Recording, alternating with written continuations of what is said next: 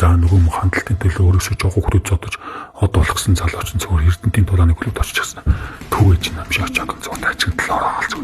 Ваа гал. Шаг зөвхөн тохоогоор өшгөлцөв. Үтэл чигээс тагаач тэгэл Эрдэнтэд надад очих юм баа. Эрдэнтийн арга нь хааваа нь олон аврууд байдаг үстэй гэл. Тэгсэн харин Эрдэнтийн нэг залуу жишээлдэг тамирчин ади хөө мишог нүдчтэй. Нөгөөдгийг үзсмэлж нөгөөд нь тоосч тэгээд бүтүүлгээд авлаа гэтэл цаанаг нь ойлгох. За хойлоод өгүүлний конги спаринг хийгээд тэг нөгөө чин тэгээл гал үтс нүгтүүлэл. Тэгээд нөгөө ади хөө мэж конги спаринг хийгээл нөгөөдг маш мөхөстэй цодод ч од болоод нөгөө болгоод хандлага хэлдэг гэж.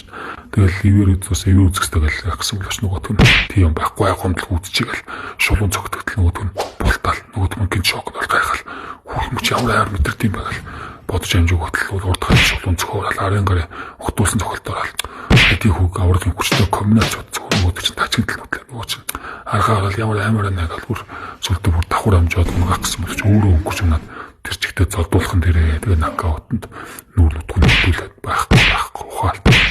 Тэгэл гинцэрэл яа өстө дэмий үнэ харалтаа би ч одоолгсон биш өөрөө онгоо олчлаа.